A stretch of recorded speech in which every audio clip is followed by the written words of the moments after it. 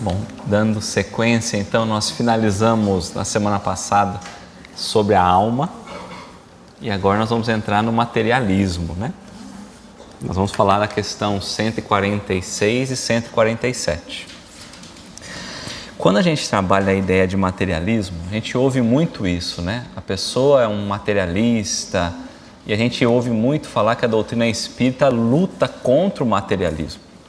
Mas nós também temos uma ideia equivocada quanto ao materialismo, que a gente logo imagina aquela pessoa apegada às questões materiais, financeiras, aos apegos da sensibilidade, dos prazeres do mundo físico.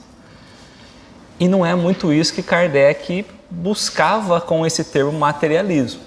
Não que o apego material não seja algo ruim e que a doutrina vai nos ensinando a dar o devido valor ao que é material e o que é espiritual. Mas quando Kardec trabalhava a ideia do materialismo, era justamente aquela pessoa, aquela ideia, aquela filosofia de que acabou, morremos, né, desencarnou, acabou tudo. Que a gente só vive pela questão material. Então eu trouxe para nós iniciarmos o Kardec trazendo para nós a definição de materialismo da maneira como ele gostaria que nós entendêssemos, que é o que realmente materialismo funciona. Então, materialismo é o sistema dos que pensam que no homem tudo é matéria e que assim, nele, nada sobrevive à destruição do corpo. Então, nada sobrevive. É aquele que imagina que quando nós morremos, nada sobrevive ao fenômeno da morte. E quando nós voltamos no tempo, a igreja passa um grande aperto, né, com as vendas de indulgência, a maneira como trabalhava com a fé, a maneira como lidava com as questões mesmo religiosas. E surgem alguns movimentos, e esse movimento contribui muito para que esse olhar do materialismo se ampliasse muito. Então, quando nós olhamos ao tempo de Kardec, propriamente na codificação chegando para nós no Livro dos Espíritos, é natural que a gente veja uma quantidade grande de pessoas escolhendo o materialismo. Porque quando pensava no destino em que os espíritos seguiriam pós a morte, a maneira como a igreja colocava não fazia mais sentido para muitas pessoas. E a ideia de um céu e de um inferno e de não poder imaginar a possibilidade de reencarnar, por exemplo, colocou muitas pessoas distantes da igreja. Tanto que surge depois o protestantismo nessa oportunidade, que dá mais força ainda para algumas linhas surgirem do materialismo. De imaginar que nós vivemos aqui, a hora que nós morremos, acabou e não tem nada disso. O que eles estão propagando aí, na verdade, é tudo por interesse financeiro. Seja por fazer as indulgências, para receber os perdões, enfim, né, para comprar o espaço no céu. Então, a doutrina espírita surge para explicar o quão complicado seria a humanidade se nós adentrássemos a uma filosofia materialista, a imaginar que morremos, né, acabou tudo. E é isso que Kardec vem trazer para nós. Tá bom?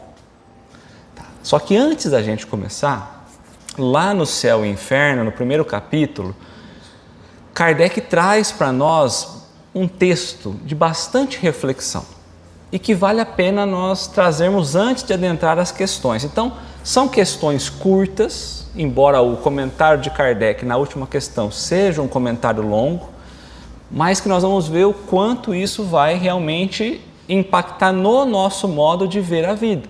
Porque nós não acreditamos que ao morrermos, ao desencarnarmos, tudo acaba. Mas muitas vezes nós vivemos como se fosse isso que vai acontecer. Tá? Então vamos lá. Então lá no Céu e Inferno, na primeira parte chamada doutrina, né? Traz doutrina, segunda parte os exemplos. No primeiro capítulo, o futuro e o nada. Então Kardec vai trazer para nós a imaginação de que no futuro, depois da morte, se nada existisse. Era uma linha, um movimento que começava a ganhar um certo destaque. e ele vai trazer nós para pensarmos nisso. Então ele começa, ó, nós vivemos, pensamos, agimos, o que é positivo, morremos. Não é menos certo. Então, ou seja, todos nós vamos morrer um dia. Todos nós vivemos, todos nós pensamos, todos nós agimos e todos nós vamos morrer. Por que ele traz isso já no começo? Porque nós vivemos, pensamos e agimos. Tudo que nós produzimos com isso, o que vai acontecer? Porque nós vamos morrer. Mas ao deixar a terra, para onde nós vamos? O que nos tornamos? Ficaremos melhores ou piores? Seremos nós ou não seremos nós? Ser ou não ser, tal é a alternativa. É para sempre ou nunca? É tudo ou nada? Ou viveremos eternamente ou tudo estará acabado sem retorno? Vale a pena pensar nisso. Todo homem sente a necessidade de viver, gozar, animar, ser feliz. Dizei àquele que sabe que vai morrer, que viverá ainda, que a sua hora foi adiada. Dizei-lhe acima de tudo que será mais feliz do que foi e seu coração vai palpitar de alegria. Então vai dizer àquele que está próximo da morte que ele vai viver um pouquinho mais.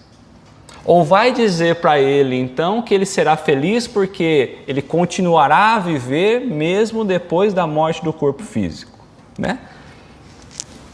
Mas de que serviria essas aspirações de felicidade se um sopro pode fazer desvalecer? Haverá alguma coisa mais desesperadora do que este pensamento de destruição absoluta? Talvez a gente nunca parou para pensar. Mas imagina que desespero deve ser para a pessoa que acredita no nada, imaginar que após a morte tudo acabou. Mas depois que morreu, Leonardo, tanto faz como tanto fez. Mas o reflexo do presente muda totalmente. Porque imaginar que nós não vamos ter mais nada após a morte muda a maneira como nós vivemos em sociedade. Totalmente. Porque para pensar aqui agora. Vamos supor que nós nunca tivéssemos pensado na possibilidade da continuidade da existência do Espírito. Por que a gente precisaria continuar seguindo a vida como a gente segue? Por que a gente precisaria, de repente, buscar a procriação? Por que eu precisaria respeitar a sociedade? Por que eu precisaria respeitar a lei? Por que eu precisaria continuar vivendo?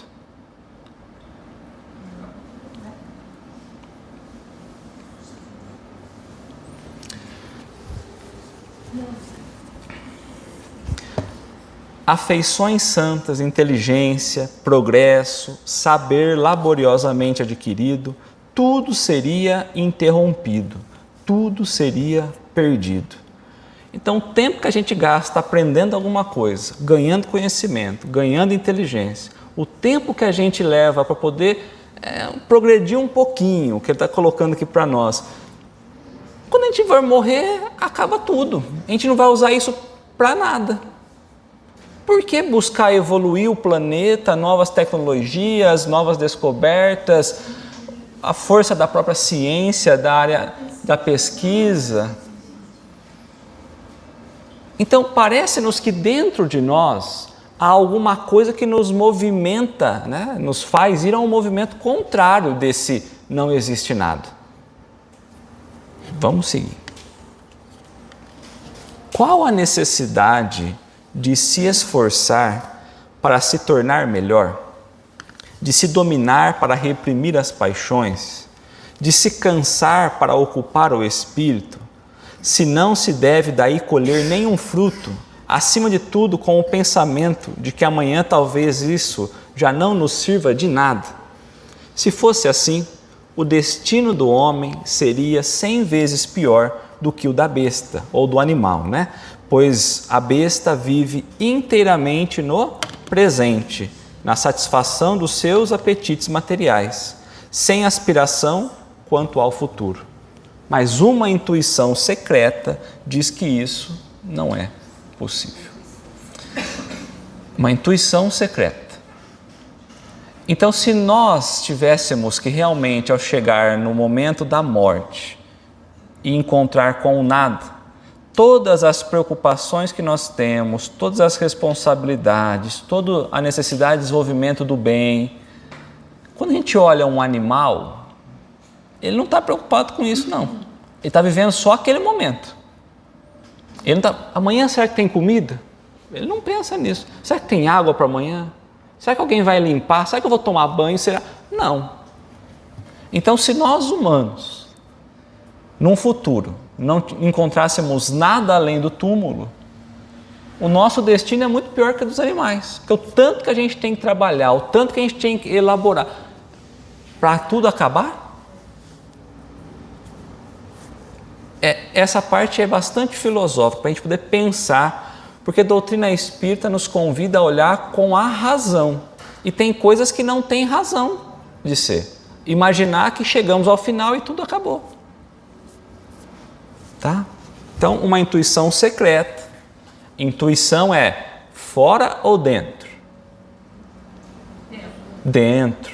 Então, nós temos uma força dentro de nós que diz que essa ideia de nada existir depois do túmulo é impossível. Tá? Por que Deus faria todo mundo diferente um do outro se fosse para terminar com a morte, né? Não teria sentido. Não teria sentido. Quando a gente busca entender as diferenças existentes entre as pessoas, entre as criaturas, é porque nós estamos vivendo a justiça divina através da continuidade do Espírito. Intenção, né? Perfeito. Pela crença no nada, né? Então vamos supor que a gente acreditasse que realmente não existe nada. O homem concentra forçosamente todos os seus pensamentos na vida presente. Então, se eu imagino que não haverá a continuidade da vida, eu vou concentrar todas as forças aonde? No agora. Diferente do que a gente vive, né? Porque a gente está já olhando o futuro, né? Tudo que a gente faz já está pensando na vida. Então tá. Na crença no nada, o homem concentra forçosamente todos os seus pensamentos na vida presente. Não se poderia, com efeito, logicamente, se preocupar com o futuro que não se aguarda. Se eu não estou preocupado com o meu futuro, eu não estou aguardando o meu futuro. Olha como a gente acha que nós estamos distantes do materialismo. Mas a gente está vivendo muita coisa do materialismo.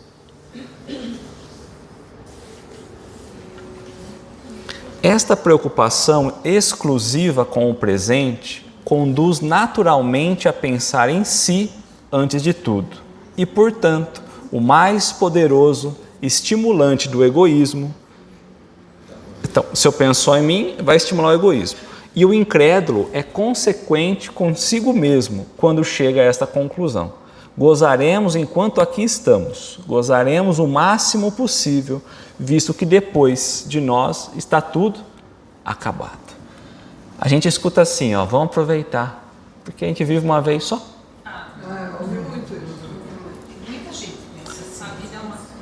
Mas a gente também ouve assim no meio espírito, ó, mas a gente está encarnado, vamos viver as coisas da carne.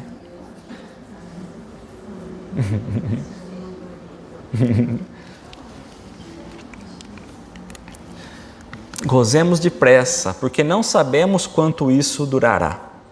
E esta outra, muito mais grave para a sociedade. Gozemos à custa de qualquer um, cada um por si.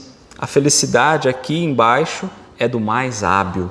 Então, às vezes a pessoa, se ela acredita no nada, no futuro, no nada, ainda que ela tenha que utilizar dos outros para ganhar benefício, na cabeça dela está valendo, porque é somente hoje.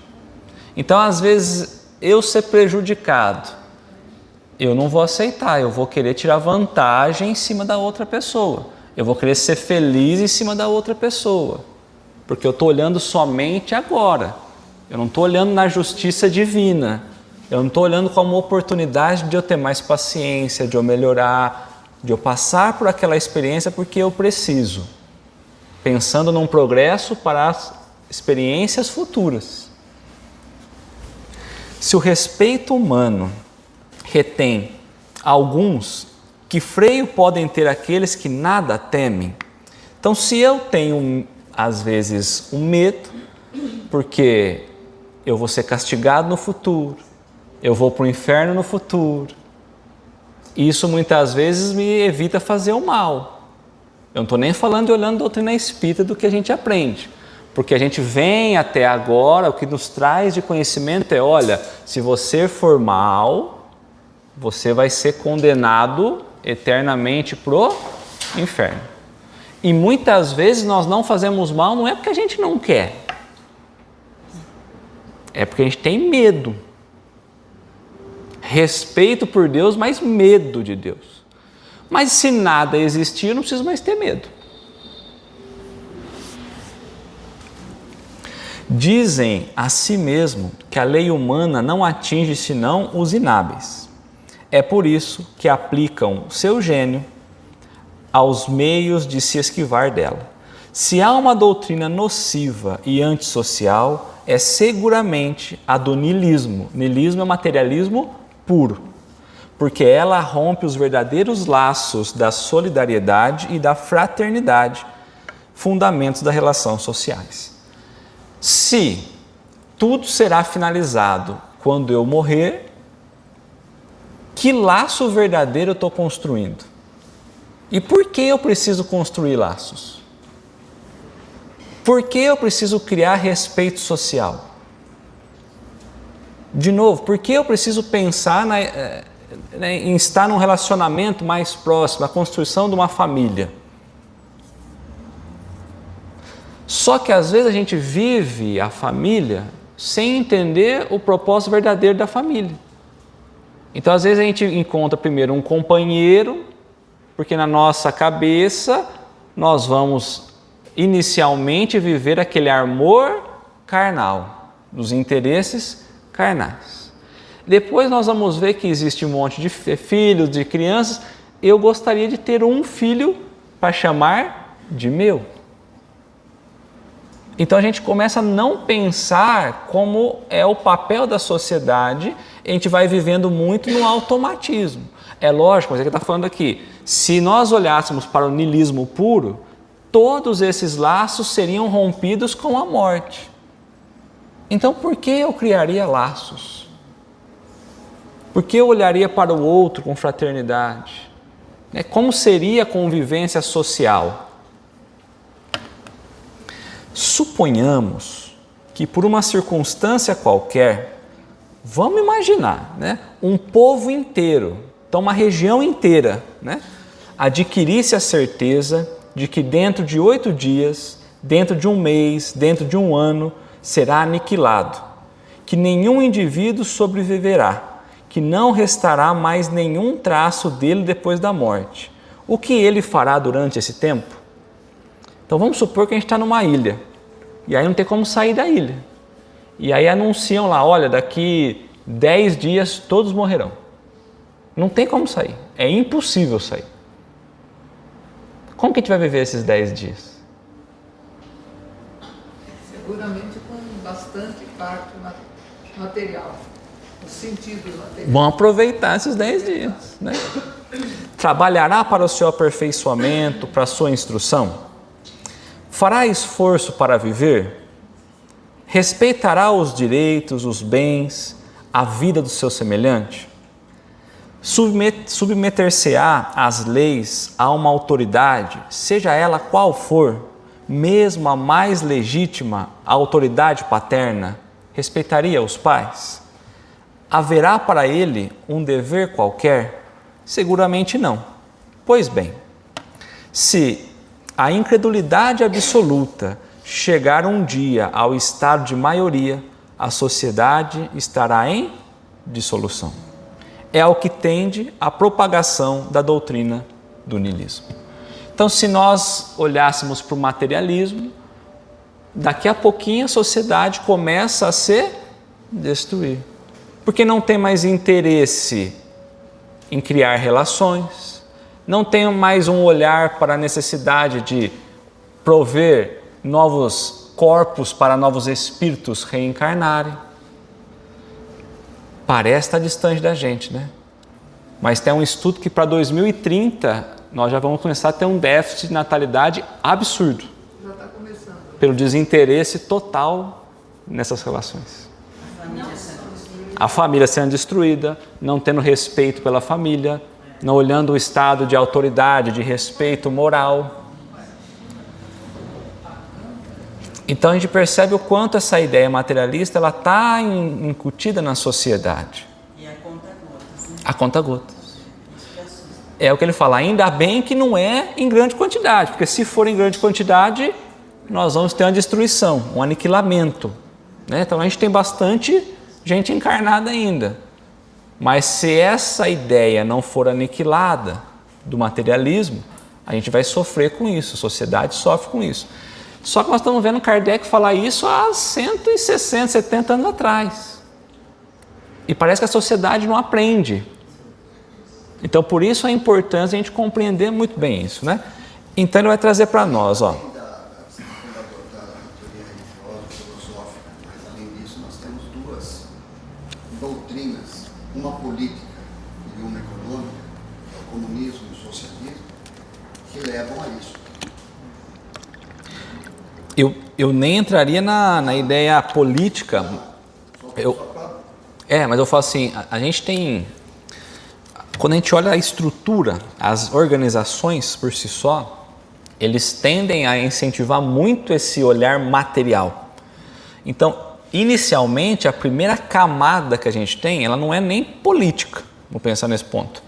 É um estímulo em massa para que a gente possa viver as sensações do materialismo, o prazer material.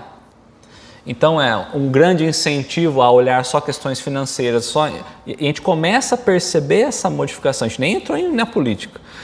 Então é o olhar para a vida e pensar qual é o propósito da vida. Aí a gente pensa, então é trabalhar para ganhar dinheiro, não é para outra coisa.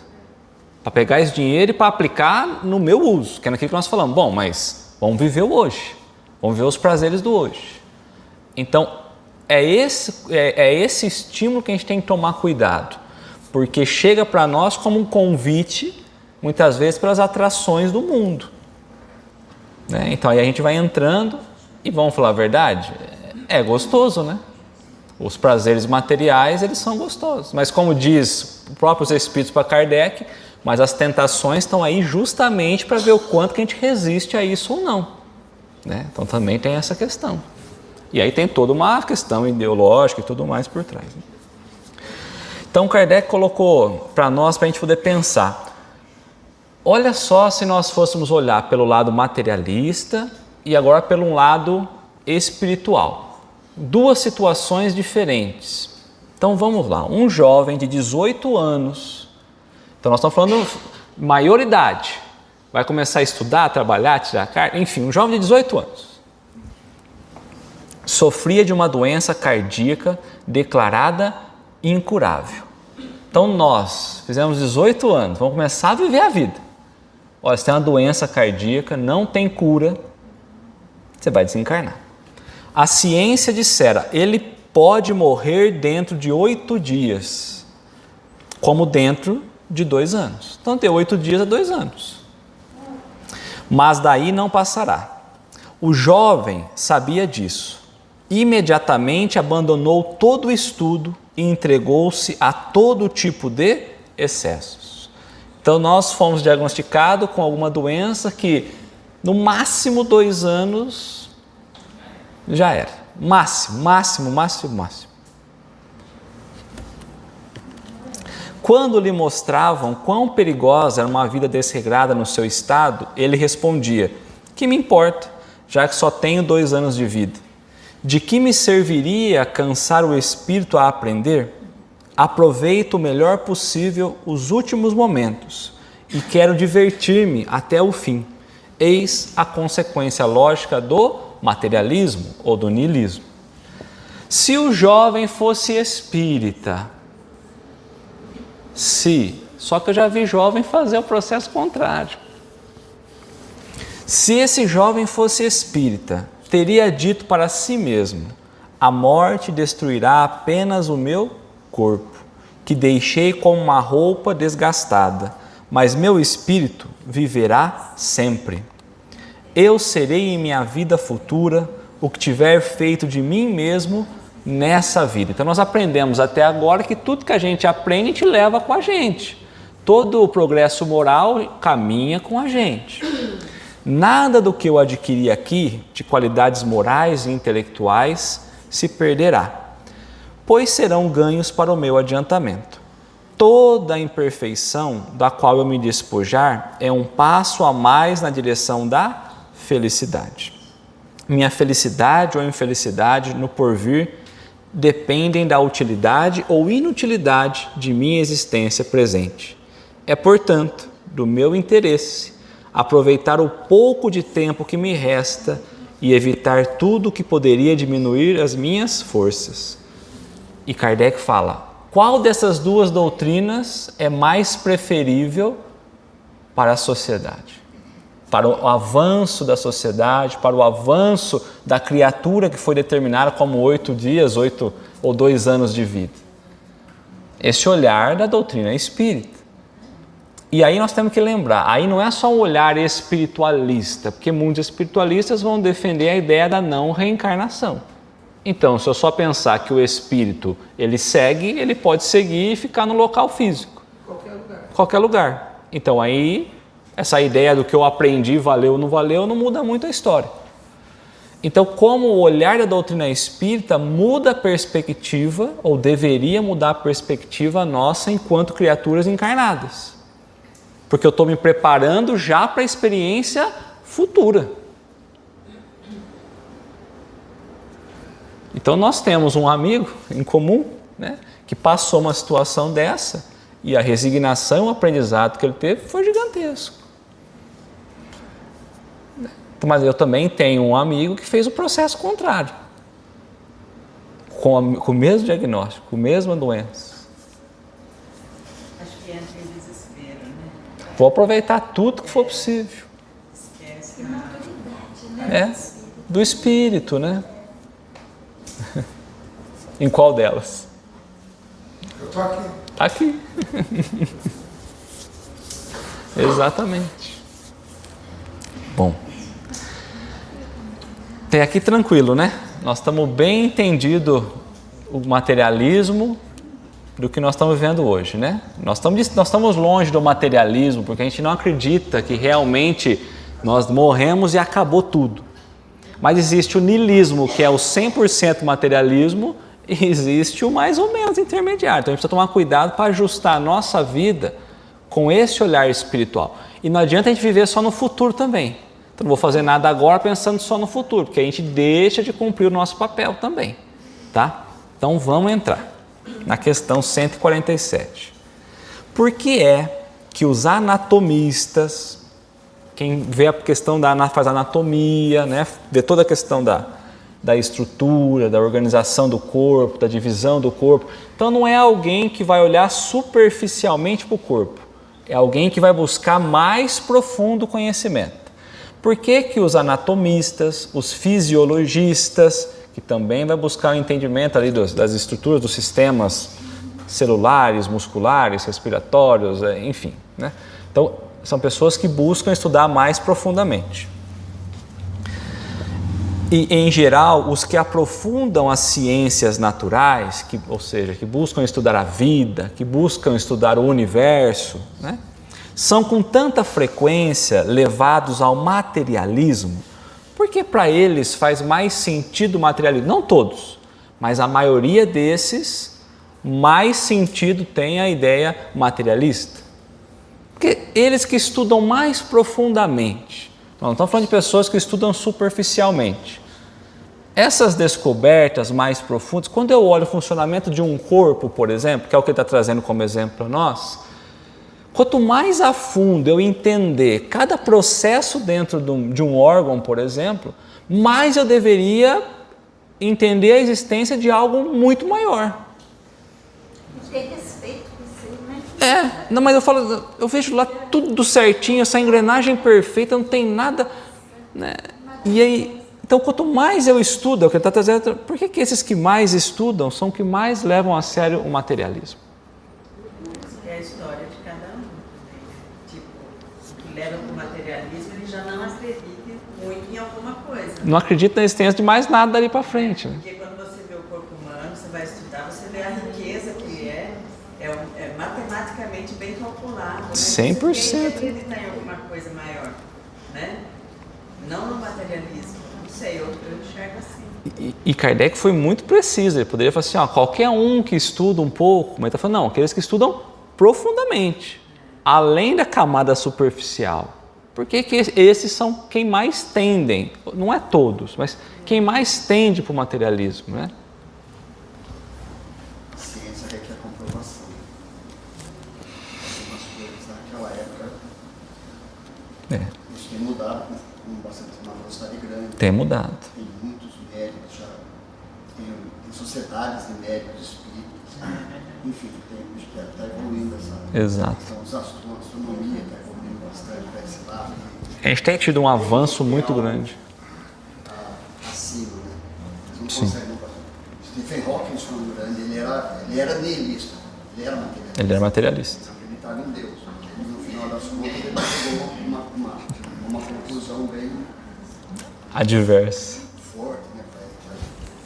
Então eles vão responder para Kardec justamente olhando a definição do que significa materialismo, que é o que nós olhamos lá atrás. O fisiologista refere tudo ao que vê. Então, esses que buscar a ciência mais profundo, eles só vão tomar como verdade aquilo que eles conseguem ver, sentir, provar, tocar, certo? E aí eles vão colocar orgulho dos homens. Vamos voltar, a gente está em qual ordem lá mesmo? Tem a primeira ordem, tem uma ordem lá em cima que eu não sei, tem uma do meio que eu não sei, e tem a nossa lá embaixo. Nessa ordem lá de baixo, tem um tal de orgulho. Porque nós estamos ainda na terceira ordem. O orgulho ainda é muito forte, né? Então, orgulho dos homens, que é um orgulho intelectual, de achar que já sabe tudo. Então a gente cata essas pessoas que têm um conhecimento mais profundo, eles tendem a achar que sabe tudo. Só que é interessante que eles acham que sabe tudo. Daqui a pouco tem uma descoberta nova por eles mesmos e eles não entenderam o que quer dizer. Até ontem eles não sabiam tudo, agora, então nunca eles entendem para frente, né? Mas até ontem ele sabia menos do que hoje. Então, orgulho dos homens que julgam saber tudo. E quando a gente está julgando alguma coisa, o que a gente utiliza? Dos métodos nossos. Então, quando eu pego um homem de ciência, ele vai pegar os métodos que ele está acostumado, não vai achar que ele abandona os métodos dele e vai buscar um outro método. Eles continuam com a linha de investigação e de pensamento que eles vinham. Então, pelo meu orgulho, eu acho que o meu método é o melhor. O dos outros não serve. Então, eu vou seguir no meu método, porque o meu método até aqui descobriu várias coisas. Eu vou seguir com ele porque vai dar certo também, né? Então, julgam saber tudo. E como eles acreditam, né, muito na ciência, né, então eles não admitem que haja coisa alguma que eles estejam acima do seu entendimento. Então, o orgulho deles impede que eles ganhem um conhecimento maior. Conhecimento esse que levaria ele a um progresso nas descobertas muito maiores. Então, vamos imaginar que dentro desses estudos, eu estou tentando chegar até a comprovação de Deus. E eu não estou conseguindo achar nada. Se eu mudar o método, ao invés de eu pensar eu para Deus, eu mudar a metodologia e colocar Deus para nós, não ficou mais fácil? De eu falar, Deus existe. Agora eu vou tentar entender algumas coisas que ainda não é possível. Mudou a metodologia, mudou a forma de aplicação. Mas quando eu vou partir para descobrir alguma coisa apenas pelas questões materiais, eu ignorei tudo aquilo que não é material. Considerando que eu conheço 4% do universo, arredonda para 5%, que 95% eu não sei o que é, e desses 5% que sobrou, quase nada é material. Mas nós vamos buscar entender tudo a partir desse quase nada que sobrou material. E aí é lógico que não vai dar muito certo. Mas se eu estiver limitado a isso, com certeza, né, tá? A própria ciência que cultivam os enchem de presunção. As opiniões que eles têm, os julgamentos que eles trazem, né? Pensam que a natureza nada lhes pode conservar oculto. Para esses que buscam um estudo mais profundo, acha que não tem nada que é oculto à humanidade. Porque nós somos o centro do universo, tudo funciona só para nós, as estrelas, os planetas, as galáxias são enfeites que Deus colocou no teto da Terra, então é o que Ele está colocando para nós. Nada tem oculto. Tudo que existe no universo nós conseguimos provar e está revelado para nós. Por orgulho, é isso que muitas vezes nós fazemos. Nós estamos falando de pessoas que estudam profundamente, mas nós no dia a dia nosso, nós também agimos muito assim. Pelo nosso orgulho não intelectual, mas né, às vezes até pela falta do intelectual, o nosso orgulho se limita a essa visão só material. Tá? Tudo bem? É interessante que as pessoas de ciência, o que é verdade hoje, daqui 5 anos não é mais. Eu me lembro da primeira operação de coração, que foi feito transplante de coração. O método, né? Pois é, aquilo lá foi um boom, né, da medicina. E as pessoas não acreditavam, muitas pessoas não acreditavam na época que o homem tinha chegado na Lua. Então, por quê? Porque não é possível, imagina, tem a gravidade. Porque a Terra é redonda, né? Tem o sangue que é diferente no coração, né? Pensava curto, né? Então, essas pessoas que acham que sabem muito, na verdade, 5 anos depois, se eles pararem de pesquisar, eles levam um tombo, né? Eu sou da área de tecnologia, né? Nós tínhamos, eu não sei os dados assim, porque a gente já perdeu esse referencial. Então, a cada dia esse referencial muda. Existia um referencial, hoje não existe mais. Então, a cada 10 anos você dobrava a tecnologia, né? E aí, quer dizer, então, se você descobria a condição de um telefone fixo, daqui 10 anos você tinha um celular, daqui 10 anos você tinha... Hoje, você dorme, na hora que você acorda, novas ferramentas surgiram e a passada já ficou. E é isso que eu quis dizer. Então, assim, quem descobriu, por exemplo, o telefone, falou assim, olha, eu descobri um negócio que nunca existiu. Aí o rapaz vem e coloca o celular, por exemplo. Só que quem descobriu o telefone achou que o telefone era o limite. Quem descobriu o celular achou que o celular é o limite. E a gente está sempre imaginando que onde nós chegamos é o limite. Então, existem pessoas tentando romper esse limite da vez. Quando a gente olha no entendimento do universo, da vida e tudo mais, a gente está buscando sempre daqui para Deus. E essa é a distância que nós vamos tendo. Porque nós temos limitações materiais. E a maneira como a gente vê tudo isso é o método que nós usamos. E é tão pequenininho que a gente já aprendeu. Então, nós não vamos conseguir se a gente não olhar o lado espiritual. Enquanto eu estiver olhando só a matéria e a resposta estar na matéria, eu não chego a lugar nenhum. Tá? Não, isso que eu fico pensando, né? Essa evolução técnica, vamos chamar assim. Quando você para observar o passado, o telefone que você falou, e aonde a gente chegou hoje, não só na coisa material, mas não entra na minha cabeça que a pessoa não entende que ali tem coisa além da matéria. Porque como é que foi uma coisa tão rápida que modernizou? Lógico que não é só o ser humano, Não. tem coisas além, né? Mas tem gente que pensa só no materialismo, né? Assim, a pessoa... E na descoberta ele fala, eu descobri, né? Então, mas tem coisa muito além disso, Muito além. né? Muito além. Pensar que aqui... A evolução do próprio ser humano, né? Imaginar que aqui a gente vai ter um aparelhinho para falar com outra pessoa em outro lugar. E que no plano espiritual não precisa nem disso, né? E não precisa nem carregar, não acaba a bateria, não muda a geração, não tem que atualizar nada. Nossa. Né? Então, existe uma empresa, né, que ela está tentando trabalhar na ideia de prolongar mais a vida, né? E existe condições de a gente prolongar um pouco mais a vida pela questão, pelo próprio olhar de Deus, pela permissão divina, né? Ele dá a essas pessoas a possibilidade de trazer tecnologias para alongar um pouco mais a vida. Não é para sempre, é alongar um pouco mais, né?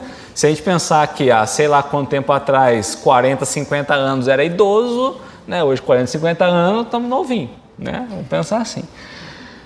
Mas na ideia dele, então, o que vai fazer? Quando ele vai levando o corpo a prolongar a vida útil do corpo. Quando estiver quase no final, ele extrai todos os dados do cérebro. Já conseguiu extrair, porque é tudo questão nervosa. Tudo está armazenado, tudo que passa no cérebro, não armazenado. E a ideia é, eu pego um corpo novo, que aí é o desafio, eu não conseguiu fazer o corpo, e aí que é o desafio do negócio. Mas para ele não é, porque ele está olhando materialmente, fala, não, vou construir um corpo material. Então, aonde está a ideia agora? Eu não consegui o corpo material, mas eu construí um robô. E agora o desafio é, como que eu consigo colocar o meu espírito no robô? Não vai, né? E aí parou e travou, porque...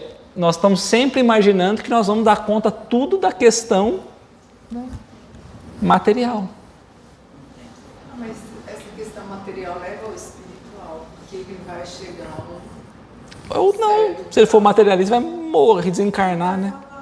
Gente, não pode colocar em outro corpo e nem no robô, então existe algo. Então acho que isso é um estudo.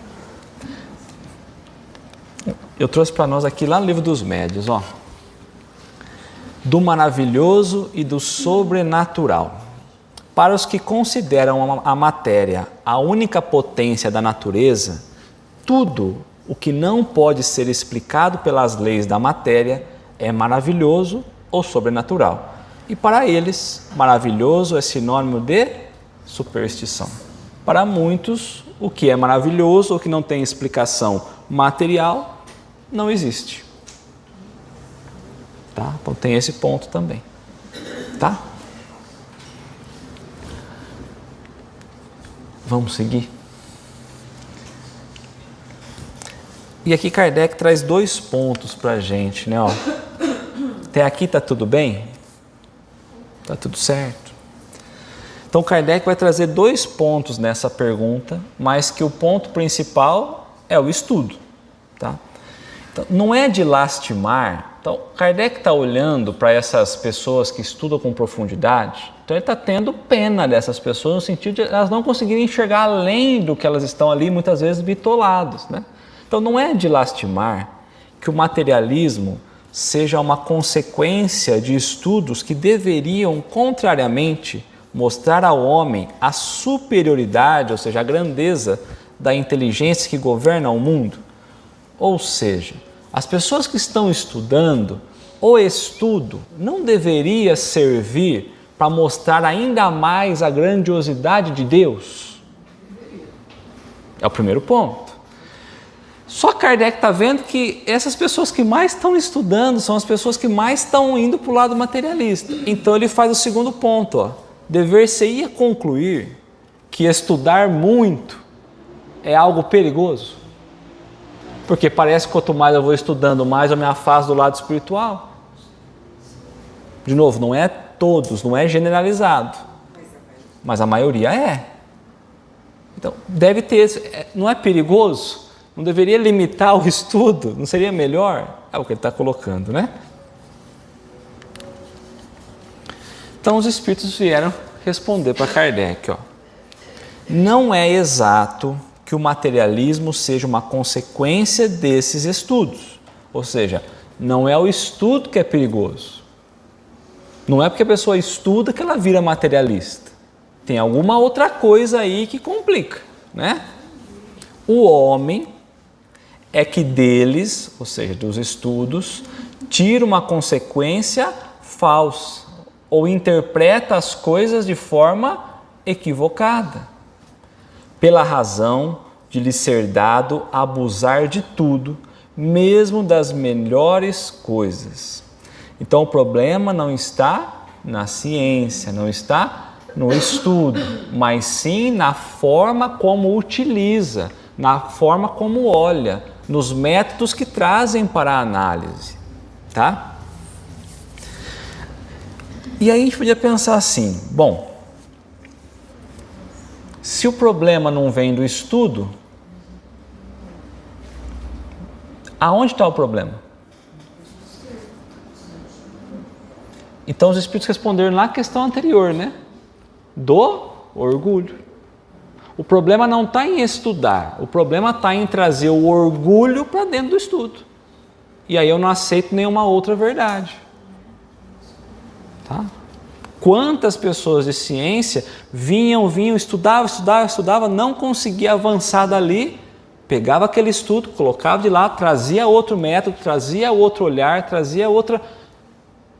para poder chegar. Não é por causa de uma, vamos dizer assim, uma obsessão, obsessão não espiritual, obsessão no sentido de ficar... Do próprio orgulho da pessoa, né? De achar que ele cheguei até aqui, sei tudo isso aqui, descobri tudo isso aqui, daqui para frente eu vou... Né? E achar que sabe mais, porque chegou até ali, né? Exato. Mas um dia vai cansar. Um dia vai. É uma questão de tempo. Tudo é questão de tempo. Não sabemos o tempo. Mas... E tempo não é do homem, não é de Deus, então está tudo certo. Acresce que o nada, após a morte, os amedronta mais do que eles quereriam que parecesse. E os espíritos fortes, espírito forte não tem nada a ver com o espírito, está dizendo da personalidade da pessoa, né? De opinião determinada. E os espíritos fortes quase sempre são antes fanfarrões do que bravos. Na sua maioria, só são materialistas porque não têm com o que encher o vazio do abismo que diante deles se abrem. Então a gente às vezes encontra pessoas que caminham por esse lado e eles falam, olha, nada, né, me encheu a razão, ou seja, nada foi suficiente para me convencer diferente do que eu imagino. Tá? Então fala, não, eu não tenho medo de não existir nada, eu não tenho medo da morte, eu não tenho medo... mas na verdade tem, né? Tá? Mostrar-lhes uma âncora de salvação, uma resposta, né, que seja coerente, e a ela se agarrarão presunçosamente. Uma vez eu estava conversando com uma pessoa que dizia, né, não acreditar em nada, que depois da morte acabava tudo, não acreditava em Deus, não acreditava em nada. Aí acho que comentei com vocês já. E aí a gente vai conversando daqui, de lá, e aí eu disse para ele assim, mas e se eu disser para você que Deus está atrás daquela porta, e eu te afirmo que Ele está, você abre ela para encontrar Ele? Ele falou, não. Porque se eu descobrir, aí tudo o que eu fiz em decorrência do não acreditar, então aí gera um medo. Então eu defendo essa posição até o fim agora, com medo. Aí também quanto antes você se arrepende, né? Quanta oportunidade. Mas é porque, na verdade, às vezes ele já nem está mais nessa ideia. Mas agora eu falo assim, bom, daqui como eu volto nisso? Porque até agora eu falava que não, como eu volto nessa ideia, né? Mas é aí que a gente aprende, retornando, revendo, né? Então, se a gente conseguir mostrar muitas vezes, nós estamos falando nesse caso aqui de uma pessoa qualquer, estamos falando de pessoas que estudam profundamente. Se nós trouxermos um olhar racional, a pessoa olha pela razão, pela lógica e ela fala, é verdade. tanto que ao tempo de Kardec, quantos homens da ciência que antes negavam, partiram para dentro do Espiritismo porque encontraram ali a lógica e a razão. Muitos. Muitos, inclusive, que entraram para contrariar, para tentar provar que era uma farsa, e aí, pelo estudo do Espiritismo, acabaram, né, sendo adeptos. Muitos da ciência, muitos.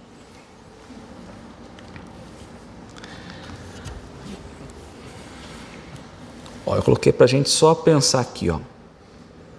O verdadeiro materialismo é um sentimento antinatural. Então lembra que nós falamos que existe uma força dentro de nós natural que nos diz a imaginar ou a sentir ou a pensar que o espírito continua, né?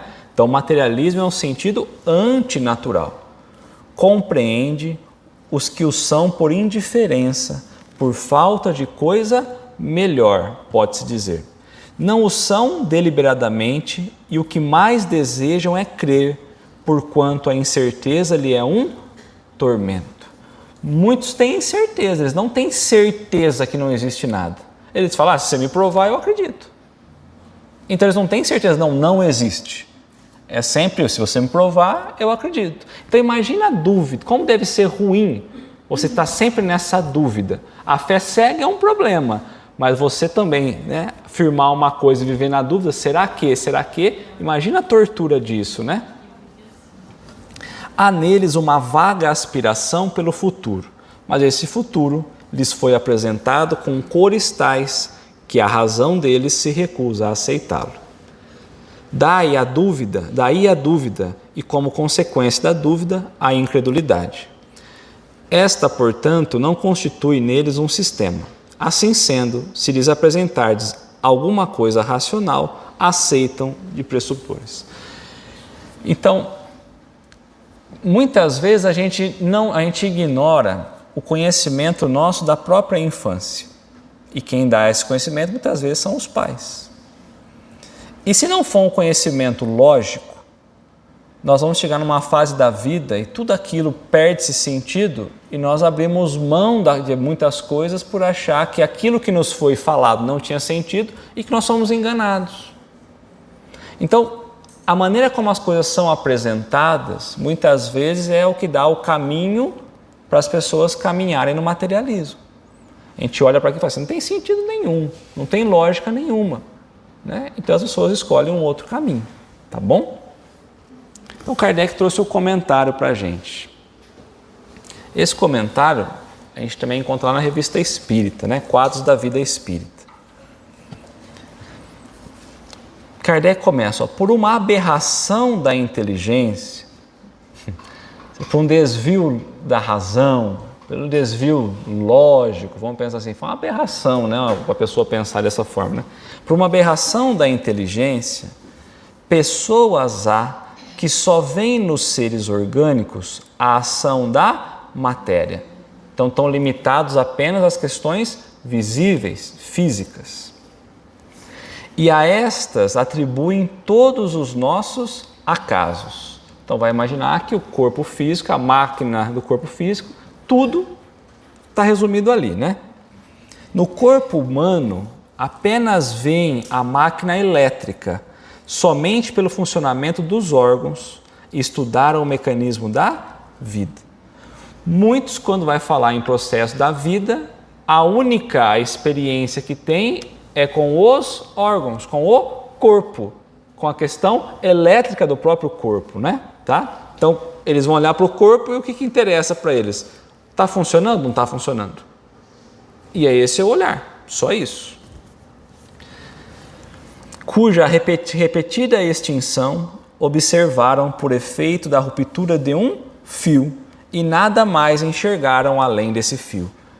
Esse fio que Kardec diz é justamente o órgão, né? Como se fosse a corrente elétrica, a energia elétrica, eu corto um fio, a energia não segue. Como eles viam muitas pessoas morrerem e o corpo ficar parado, tem uma energia, corta essa energia, ou seja, um órgão para de funcionar, o corpo morre. É assim que funciona. Então muitos olharam para a vida somente dessa forma. Procuraram saber se alguma coisa restava. Então quando a pessoa morria, buscava entender o que restava ali, o que ali tinha, né, além do corpo físico, o que restava, que poderia guardar. E como nada acharam, senão matéria, que se tornara inerte, como não viram a alma escapar-se, como não a puderam apanhar, concluíram que tudo se continha nas propriedades da matéria, que não tinha nada além do corpo, porque podia ter uma fumacinha, né? Vamos falar a verdade também, né? Deus podia, não, mas não custava nada, né? Desencarna, a fumacinha vai saindo, né, gente? Né? Né? Não é? E que, portanto, a morte se seguia à aniquilação do pensamento. Exatamente. Então, né? Triste consequência se for a real, ou seja, a aniquilação ali do espírito, se fosse assim, seria uma consequência triste, né? A gente perderia tudo. Porque então o bem e o mal careceriam de objetivo. O homem teria razão para só pensar em si e para colocar acima de tudo a satisfação de seus apetites materiais. Quebrados estariam os laços sociais e as mais santas afeições se romperiam para sempre.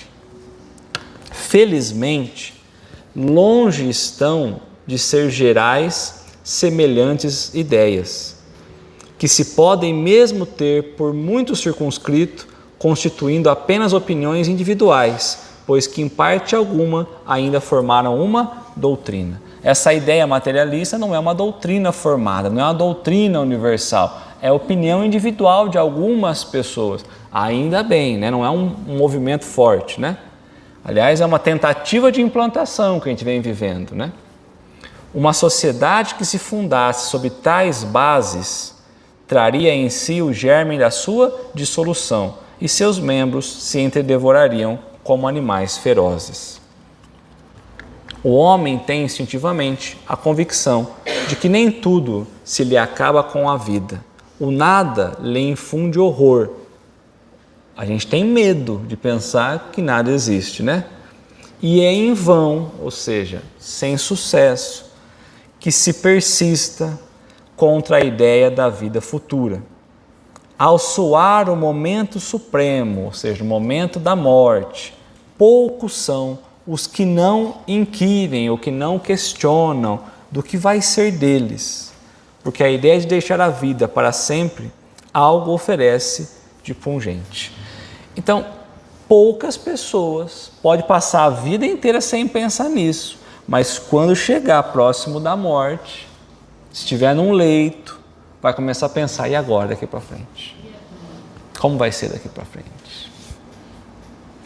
Né? Quem de fato poderia encarar com indiferença uma separação absoluta, eterna, de tudo o que foi objeto de seu amor? Então, tudo que a gente cultivou, de todo amor que a gente cultivou, quem poderia imaginar que agora acabou? Será que é esse que é o sentimento nosso? Quando morrer acabou e tudo acabou, né? Quem poderia ver sem terror abrir-se diante de si o imensurável abismo do nada, onde se sepultassem para sempre todas as suas faculdades, todas as suas esperanças, e dizer a si mesmo. Então aqui Kardec vai começar a trazer um retrato do desespero, né?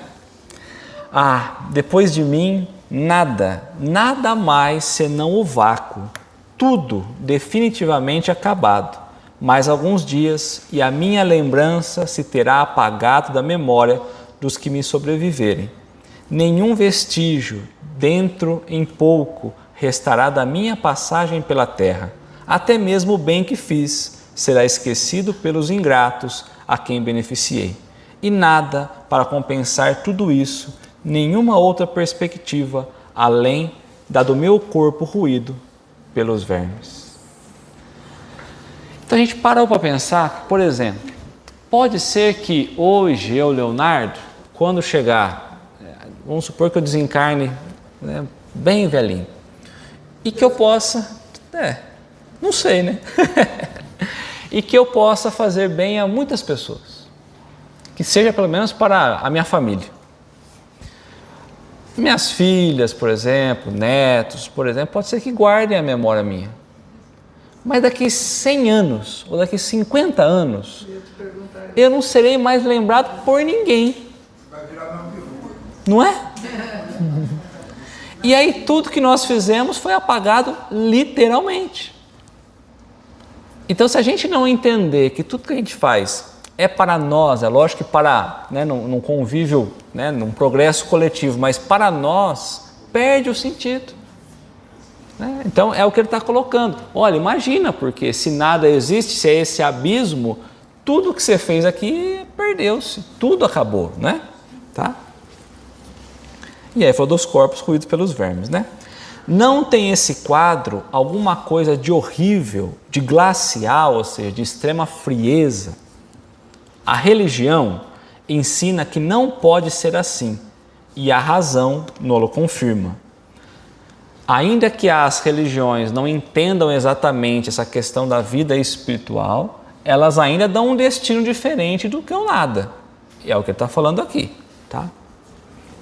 Mas uma existência futura, vaga e indefinida, não apresenta o que satisfaça o nosso desejo positivo.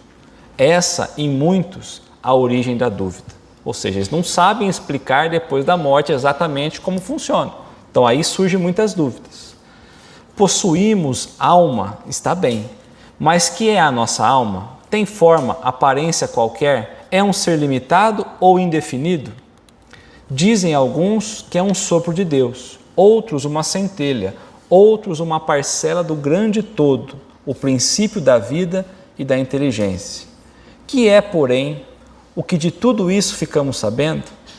Que nos importa ter uma alma se extinguindo-nos a vida, ela desaparece na imensidão como as gotas d'água de um oceano? A perda da nossa individualidade não equivale para nós ao nada? Disse também que a alma é imaterial.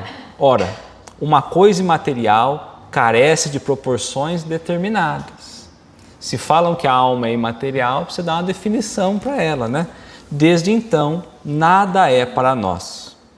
A religião ainda nos ensina que seremos felizes ou desgraçados, conforme ao bem ou mal que houvermos feito. Que vem a ser, porém, essa felicidade que nos aguarda no seio de Deus? Então, olha como fica complicado também nós falarmos para alguém que não, a vida continua, né? E aí a gente fala, não, é isso, é aquilo, eu não sei de Deus, mas se a gente não tiver uma definição exata, fica muito complicado para as pessoas também entenderem isso. Então, muitos caminham pelo materialismo porque o que a religião falava, tudo bem que falava além da ideia do nada, mas não dava um olhar lógico para tudo isso, né?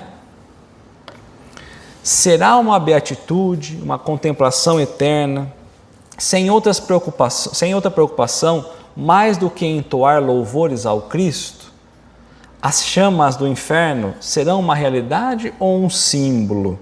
A própria Igreja lhes dá esta última significação.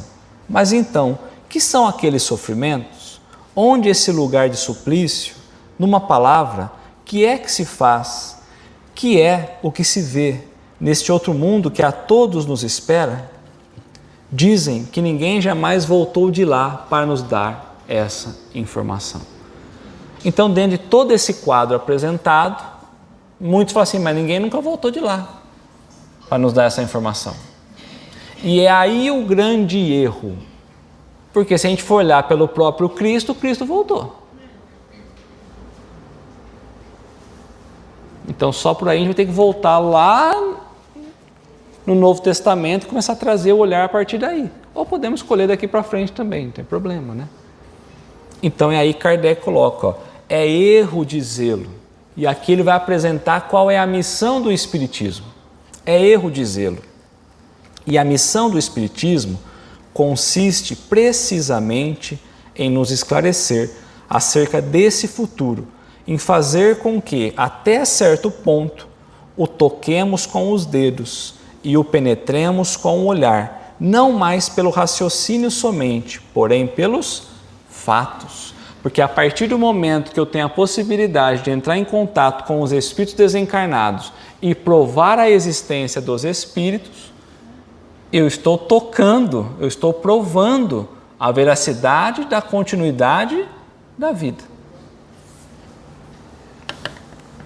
Graças às comunicações espíritas, não se trata mais de uma simples suposição, de uma probabilidade sobre a qual cada um conjecture à vontade, que os poetas embelezem com suas figuras ou cumulem de enganadoras imagens alegóricas. Porque no passado, os poetas dizem que é assim, né? O Virgílio desenhou dessa forma o inferno. Então não, agora nós temos provas disso. A reunião mediúnica, quando Kardec trazia as evocações, as reuniões mediúnicas, ali está a comprovação, né?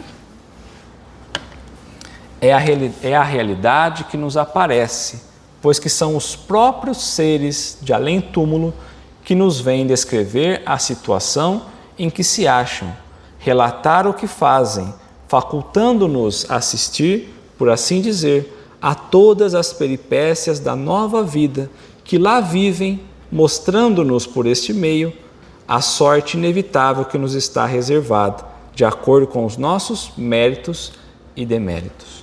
A partir do momento que nós temos o intercâmbio espiritual, nós também temos que nos colocar ao entendimento que um dia nós estaremos nessa condição.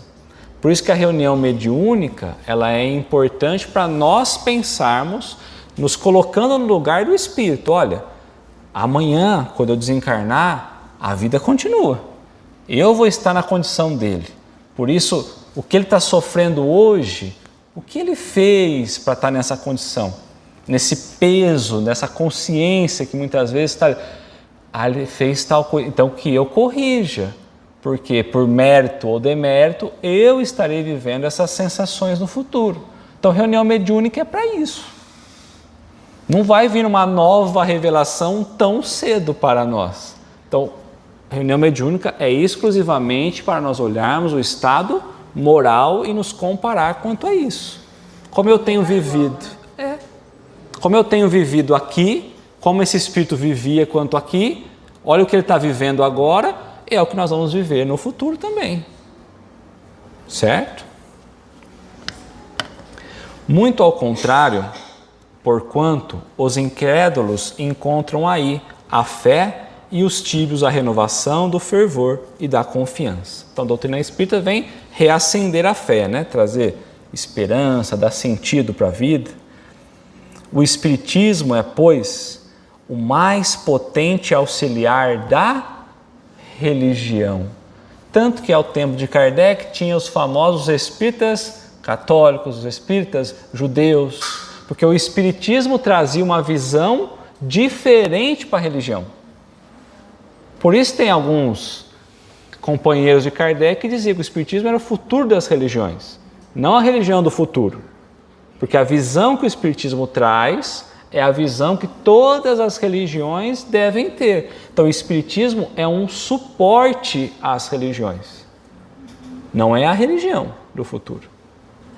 É o futuro das religiões. É uma ferramenta às religiões. Porque falar da vida espiritual, da imortalidade, da reencarnação, dos diversos mundos habitados, muitas moradas na casa do meu pai, né? Então o espiritismo é, pois, o mais potente auxiliar da religião. Se ele aí está, é porque Deus o permite, e o permite para que as nossas vacilantes esperanças se revigorem e para que sejamos reconduzidos à senda do bem pela perspectiva do futuro. Então, só para a gente finalizar,